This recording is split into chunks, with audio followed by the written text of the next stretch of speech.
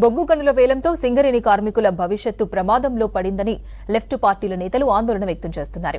కేంద్రం విధానాలు, గత పాలకుల కారణంగా పరిస్థితులు మారిపోయాయని ఆవేదన వ్యక్తం చేశారు. సింగరేణి ప్రైవేటీకరణతో లక్షలాది మందికి జీవనోపాధి పోతుందన్నారు.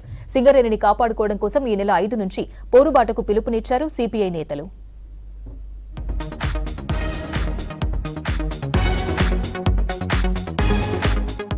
సింగరేణి వేలానికి వ్యతిరేకంగా జూలై 5న కోల్ బెల్ట్ బంద్కు పిలుపునిచ్చింది సిపిఐ. రాజకీయాలకు అతీతంగా సింగరేణి పరిరక్షణకు చేసే ఉద్యమానికి ప్రతి ఒక్కరూ కదలి రావాలన్నారు. రాష్ట్ర వ్యాప్తంగా 15 రోజుల పాటు నిరాహార దీక్షలు, కలెక్టరేట్లను ముట్టడిస్తామని ప్రకటించారు. సింగరేణి లేకపోతే బొగ్గు ఆధారిత పరిశ్రమలకు తీవ్ర నష్టం వాటిల్లుతుందన్నారు. సింగరేణి లేని తెలంగాణను ఊహించుకోలేమని స్పష్టం చేశారు సిపిఐ నేతలు. సింగరేణిపై తెలంగాణ ఉద్యమంలో ఇచ్చిన మాటకు వ్యతిరేకంగా కేసీఆర్ పాలన సాగించారని విమర్శించారు CPI MLA Koonamneni Sambasivarao. Mines and minerals సవరణ చట్టం 2015 ద్వారా బొగ్గు గనులు రాష్ట్ర ప్రభుత్వం చేతుల్లో నుంచి ప్రైవేటు పరమయ్యాయన్నారు. ఆ చట్టంతోనే అదానీ, అంబానీలకు బొగ్గు గనులను అప్పగించేందుకు కేంద్ర ప్రభుత్వం కుట్ర చేసిందన్నారు. నాటి సీఎం కేసీఆర్ కేంద్రానికి సహకరించారని విమర్శించారు కూనంనేని. కేసీఆర్ ఆనాడు చేసిన పాపమే ఇప్పుడు సింగరేణికి శాపంగా మారిందన్నారు. 2015లో కేంద్రం ఒక చట్టం చేసింది.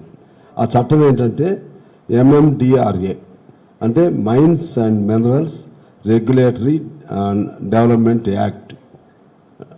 ఆ చట్టం ప్రకారంగా సింగరేణి కానీ ఏ ప్రభుత్వ రంగ సంస్థ పైన కానీ ఇక ఎవరికి కూడా హక్కు లేదు.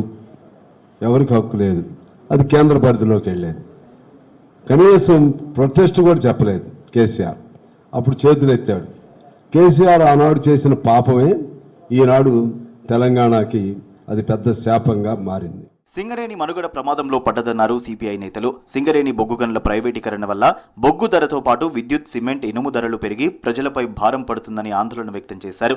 బొగ్గు గనుల వేలం విషయంలో రాష్ట్ర ప్రభుత్వం ప్రజల అభీష్టానికి అనుగుణంగా వ్యవహరించాలని, కేంద్రంతో పోరాడాలని సూచించారు లెఫ్ట్ పార్టీల నేతలు. 2015లో ఉన్న చట్టం అత్యంత ప్రమాదకరమైన చట్టం.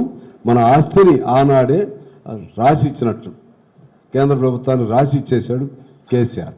దాని తర్వాత ఆ కాలం నుంచి కూడా కనీసం ఉన్న మైన్స్ అన్న బాగా జాగ్రత్తగా ప్రభుత్వ రంగంలో నడిపాడా అంటే టోటల్గా 80% ఇవాళ లోపల ఉన్నటువంటి వాళ్ళందరూ కూడా ప్రైవేటు పర్మనెంట్ ఉద్యోగస్తులు కాదు.